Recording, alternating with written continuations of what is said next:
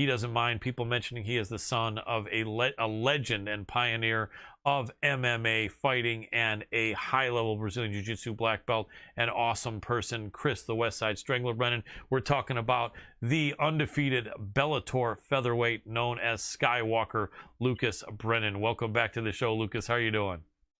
Doing good, doing good. Good, man. So are you going by Lucas to most people, or Luke, or some of some of each? I get both. Lucas works. Lucas works. Sounds good. And now you, I think, are 20 now, right? I'm 20. I'll be turning 21 here in 2 days, actually, on Thursday. Nice. How many shows that you know of that are still on the air here about MMA that you have been on since you were 17? I mean, probably mine, right?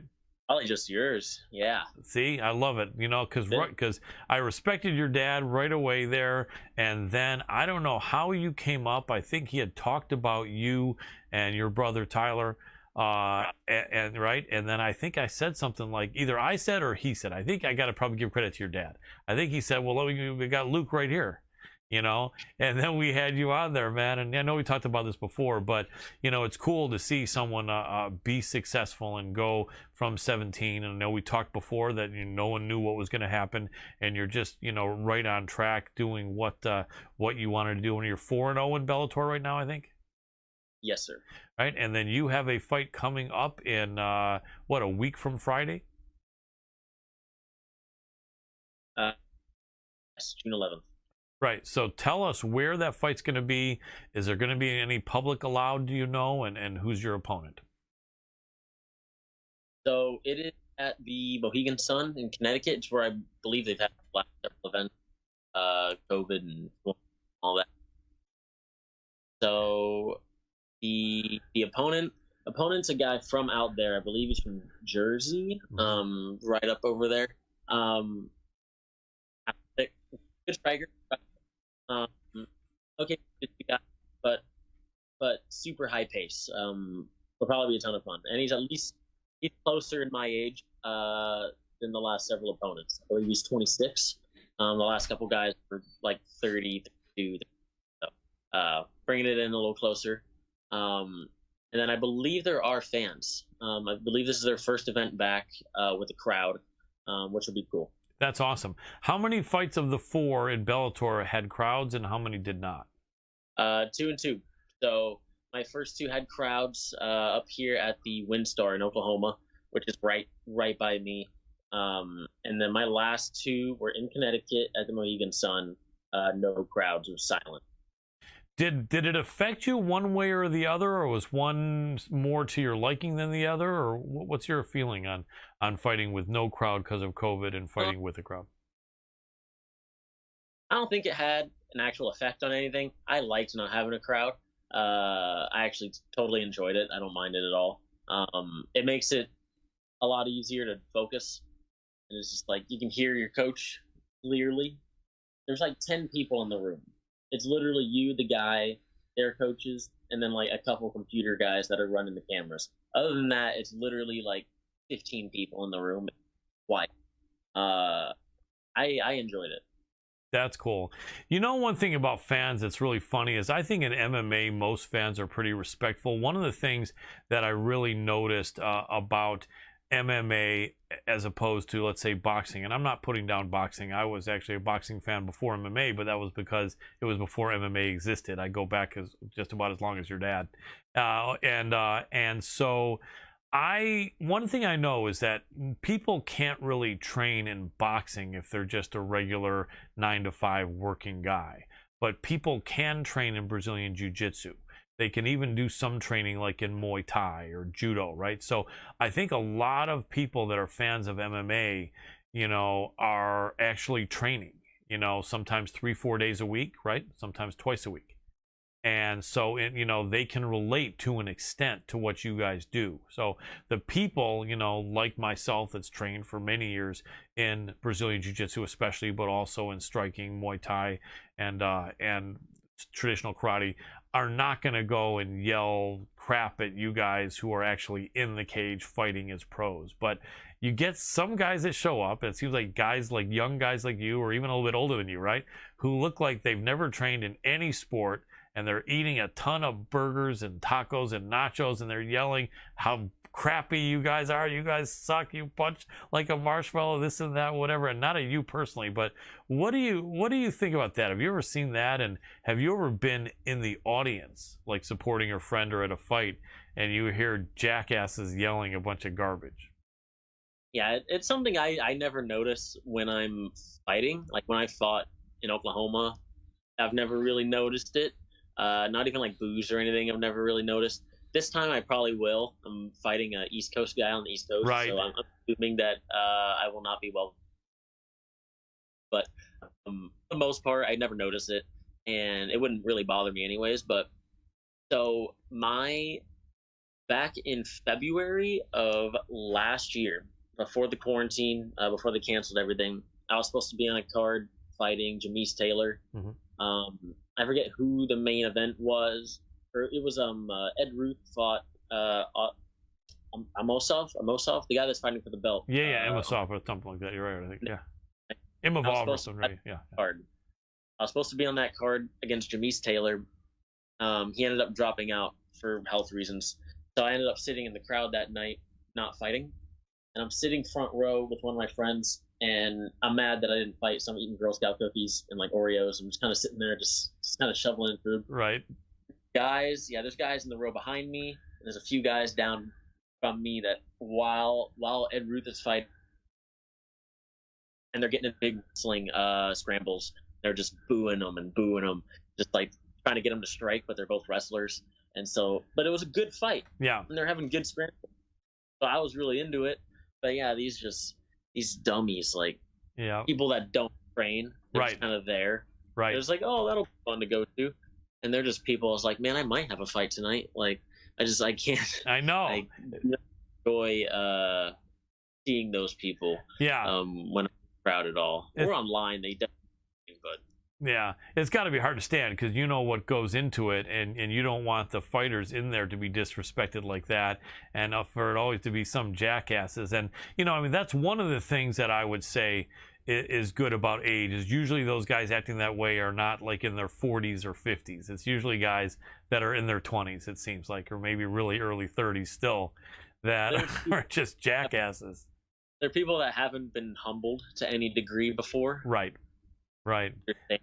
What it takes to do that, especially at that level. Yep. It's like, talking trash. Yeah. Like, bro, you have no idea, like, the difference between you and those guys, right? Physically, right, and just really like it's huge. It's enormous. They really don't. And I mean, it seems like I don't know if there's more hecklers in boxing, but like I said, there's more guys I think in a crowd of MMA that do train and that aren't like that. But we still get some guys like that, and it's kind of a drag. And it's like sometimes it gets so ridiculous, that it's almost like you don't know these guys are trying to be clowns or something like that. But I forget whose fight I was at. Well, I kind of remember. I don't want to shout it out, but some people were just constantly.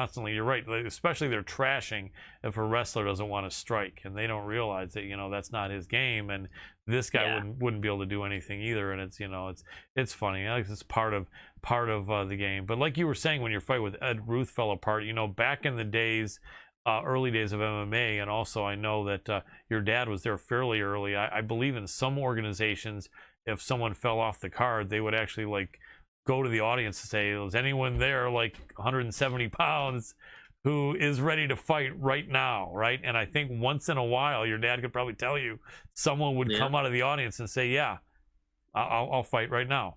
Yes. And they'd freak someone out. Here's someone who's like feeling up for it. Yeah. Like, how hard could it be? Yeah. Although you know what, I think back in the early days in the UFC, most of the people in the audience knew somebody, so there was like friends of a fighter or possibly training partners, and so it actually was probably a fighter. But to fight on last second notice, I mean, just how crazy would that be? Could you imagine if you were in the cage and something happened and they said, Lucas, would you mind if we saw if anyone's training partner is 145 right now? I mean, That'd be wild. would that be crazy? The thing, yeah, like back in the day, there was only so many guys on a roster. Right. You always knew who everyone was on the card. Right. That's And, right. like, it would be like, actually, my mom talks about it all the time because she doesn't follow it anymore. She used to back when my dad was fighting, because there was like 15 guys in a weight class. Right. So she's like, oh yeah, Rich Franklin, I know that guy. Oh, that guy, I know that guy. But now, like, there's like 150 people Right. at featherweight UFC. Like and there's like 3 UFCs in a row in different time zones. She's like, yeah, I can't follow it. She's like, I don't know. Yeah, like, no, it's too hard. only so many people, so you knew what was up. But Absolutely. or like back then, Tapout shirt was legit. Doing Anyone what? wearing it? Yeah, a Tapout shirt. Yep. Anyone that wore it was sponsored by Tapout, and you knew, like, oh, that's a guy not to mess with. Yes. But now anyone Tapout shirt are the guys that are heckling. Yes, that's the sad thing. Down it, they're just kind of sitting there, just talking trash. Yes, that's the sad thing, how much it changed. Yeah, I remember those early days when the late Charles Mask Lewis was around, and it's funny because those guys had the right idea. Obviously, part of their idea was to be able to sell their merchandise, because at first they were selling out of their merchandise out of their cars, and I think a couple of them were once in a while even sleeping in their cars. So their idea also was to create a business for themselves, but they loved MMA, and I think they realized back in those days there was so little attention on our sport that I think they figured, hey, if we could make this a little bit like WWE as far as our presence, maybe it could help our sport. So I really think they had the best intention. I know that some people back in those days saw the fun of them. Other people would say, oh, look at those jackasses, why are they being clowns here in this no holds barred fighting, so there was kind of a mix, but I think most people believed in them, and I think they really did mean well. There's actually a TV show that they had on the air, I think, called the Tapout in like 2007 and 8, right before Charles Lewis died. If you ever want to look on YouTube, I think they did like about 7 or 8 episodes. And in one of the episodes, I know they found Cowboy Donald Cerrone, and before he was in the UFC, I think, even before the WEC, or maybe it was a WEC fight, and they actually found him, and they actually put him in their trailer and said, look, man, we're going to take you all the way across country to your fight, and we're going to sponsor you, and like that. And it's a real trip. There's some people that became somewhat recognizable names in those episodes, and so it was really cool. It was good times in the sport, and your dad was definitely there. So you're competing at 145, and I think you're never going to look at 135 again, although I think you did one fight there, or am I wrong? No. I did, when I was an amateur, my very first fight was actually at 130. Wow. And it was 5. I was young. I definitely could never do that again. Right. And then my last amateur fight was 45. My last 4 professional fights have been at 45. Definitely not looking at ever going back down. 45 is hard enough as it is. Right. In the future, we will be looking in the other direction. Right. At 55 lightweight. But definitely looking towards. Right. And your dad spent most of his career at 55, but also at 70, right? I want to say a lot of it was at 70. He definitely had a good handful at 55 and a good handful up to 85. But lingered in the 70 area. I know he dropped to 55 first to fight Gomi. Right. Because I know they had accepted the fight. It was supposed to be someone else, and the person dropped out. And they accepted it, and they're like, hey, that's actually a 55er, not a 70er. Right. And so they're called back to say no. And I guess they were like, hey, we can do it. And they end up doing it. But, most of it are set. Interesting. Now, I'm picturing your dad back in those days. I think he kind of you look a little bit like him back in those days, don't you? Do you think? Probably. I mean, I'm built a little differently. Yeah. I'm a bit taller than him for sure, and like a little lankier. But I mean, facially, everyone says we look alike until my brother comes over. So they're saying your brother looks more like him?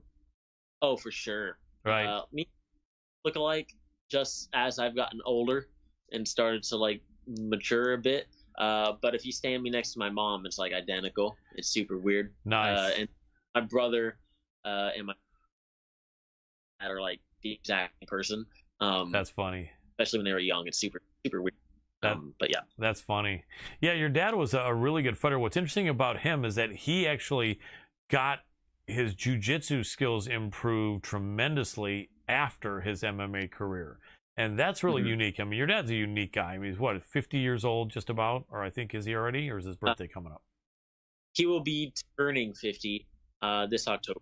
Okay, I hope you got a good celebration in mind for him. Although if he's watching this, you might not want to say. But if you don't, then there's shame on you and your brother. You know. But he really decided, I think, after MMA that he wanted to stay involved, and obviously he was great coaching you guys. But for him to continue with the passion that he had to improve in jiu-jitsu was really something. It's unusual because after all those years of competing. And then he retired in his mid-30s, I think, kind of, didn't he, from MMA? I'm off on the years. I know that it was about 2012. Okay, so yeah, so then he was in his late 30s. And then to jump into jiu-jitsu like he did and win world championships was amazing. He puts out some great jiu-jitsu instructionals as well with you guys for over the years. Just really unique stuff. And you guys got schools, and you got like a dozen schools around the world now. Next generation MMA, right? Yes, I don't know the exact gym count number, but I know that we have ours here. And then we have several overseas.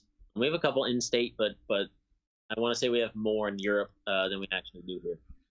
Yeah, well, it's a great school. You've got a great background and a great coach in your dad and your brother's training and Division I in wrestling. And where is he in? Was he a junior now or something? He is currently a sophomore, or I guess actually the semester's over. So yeah, he's going to be a junior. Up at Little Rock, Arkansas. That's cool, and he's doing good, and you're getting good wrestling looks from him, and so definitely, he's amazing, right? And he's walking around. What division is he? He's getting bigger like every year. It seems like, isn't it? When he was a freshman, he wrestled 149. His sophomore year, this last year, he hurt his knee, had surgery, wasn't able to wrestle, so he just grew, got up to about 194. Wow! And not fat. Right. Gee. He was 194, about 9% body. Yikes! And just huge. And he's like, yeah, when I come home, I'll be cleared. We can wrestle. I'm like, nah, you grew out of my weight class. Skip that. Yeah. Absolutely. I was like, I'm on my way down. Yep. Cool. Definitely. You can just pass on that. Yep. He's gonna try, and I believe he's gonna try and wrestle 157 or 165 this coming season. He's on his way down there right now, but we'll see. That's cool. So you can be on the same page, both be kind of cutting together, even though you're not in the same location. Well, maybe you are if he's off for the summer, because I know you know. He just left. They keep him up there. They came down for maybe like a week and a half, something like that. That's the longest he's been down for a little while. He left on Sunday. He's up there for the summer. He'll come back at the very end of August for like a week or two, and then he'll go back. They keep him up there year round with wrestle. Makes sense. Really, makes sense. What does your dad keep his weight around? I would guess probably 180 or something like that. So yeah. So right now, I believe he's been down in the 70s. He tries when I'm losing weight, like when my camp starts and I'm on my diet. He also gets on a diet with me in like solidarity. Nice. I think when he's definitely in like the mid 80s, something like that. But right now, I believe he's in like upper 70s, maybe like a 77, something like that. That's awesome. He just stays in amazing shape, and just that discipline, man. It gives you, doesn't it encourage you that your dad at just about 50 looks that good, and that means that literally you could be looking amazing for like 30 or more years. you know, right? If you keep the discipline and dedication, right? And Yeah. you know, like people walking down the street, if they see your dad from behind walking, or even if they see him like running or jogging or doing whatever, people probably would not guess he was 50. It's more like 40 or something like that. You know, I would People guess. are younger. Even younger than 40. Nice. Yeah, 30s. Yeah, so it just, you know, it just takes that discipline and determination. So you're getting ready to have that 5th win, and everyone you fight is tough. Everyone you fight really wants to beat you, and it would be a big accomplishment for them to beat you. So everyone is very serious, I'm sure you realize. But do you have an idea when you might start wanting to demand some of the bigger names in the division? I know at 21 it shouldn't be right now, but I mean, like, it seems like you're following a good course, kind of like AJ McKee did. And I think by the time he was wanting to get some people that people had heard of, he was about 23. So are you thinking a couple more years of like making sure you fight people that are your age, or that are competitive but maybe not the upper echelon is what you want to do, or do you have a timeline at all for that? We have a vague timeline, right? Nothing super specific, but AJ was kind of the layout that we were looking at. I looked at and like how he went about starting Bellator from his very first fight and moving up. And on the opposite, we didn't want to come in as good as he is, like Aaron Pico, whose very first fight, he was like, "Hey, I want the very best guys, Right. and I'll beat everyone." And so they gave guys like an okay record, right? For being a very good guy, he has an okay record. He just came in asking for that sort of fight, and so that's not the route we wanted to go. I am. I'm just going. I have no crazy. What's the word I'm looking for? Deadlines. I'm not trying. Anything really? I'm not for the belt right now. Yeah. Is my thing. I am okay working my way up there as I need to. Right. I'm in no rush. You know, I turned 21 here in 2 days. I got time, and I'm not worried about running the time right to get anywhere. I've got plenty of it, and so I'm okay winning and just working my way there. And whenever that time comes around, right, then that time works. But until then, you know, I would like to start breaking into those names at some point, but I'm not in any sort of rush. I'm not going to walk out and after this next fight, you know, get on my post-fight interview and ask for Pitbull. Right. You know, No. I'm realistic in knowing where I stand currently, where I would like to be, but Makes sense. Absolutely. We got about 1 minute left with you, Lucas. So I'm really excited to this next fight. I think you said it was, June the 11th, and it's going to be in the Mohegan Sun, I think, right over there in Connecticut. And can't wait to see that fight.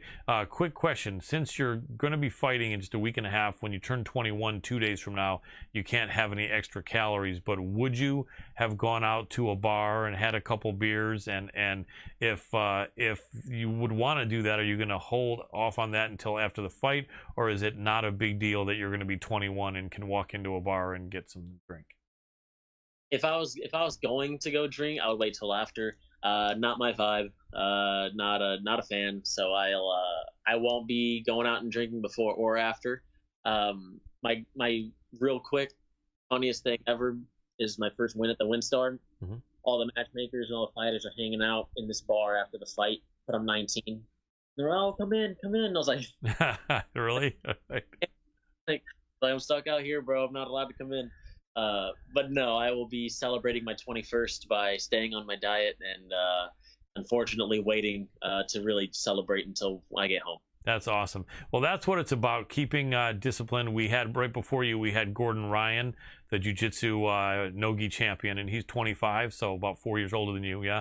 And he definitely believed in not doing crazy stuff and keeping it focused and professional with your nutrition and clean. I like that you're doing that. You have amazing potential with the wrestling that you did and the jiu-jitsu. as solid as you have it since you were a kid. People got to look out for this man, Lucas Skywalker Brennan. He's a serious, amazing fighter from a great family and a respectful young man. So we're cheering for you, Lucas Brennan. Can't wait to see you pull that W on June the 11th. What's the best place for people to support you on social media? Just on my Instagram, I have my just at Lucas Brennan MMA. Facebook, I don't keep up in the athletic page, so just my name across the board. I'll be on Facebook, and then social media that Awesome. Always appreciate you, man. Can't wait to see what you do as the months and years go by in your career. I know it's going to be awesome. Keep up the great work. Thanks so much for joining us again. Thank you, sir. I appreciate it. Anytime. Have a good night. Thank you for watching the Hannibal TV. Please like this video if you enjoyed it and click the subscribe button to not miss any of our latest shoot interviews, match videos, or news updates. Support us on patreon.com for $1.99 a month to watch our full shoot interviews ad-free and help our channel grow. Follow us on Twitter at the Hannibal TV for instant updates.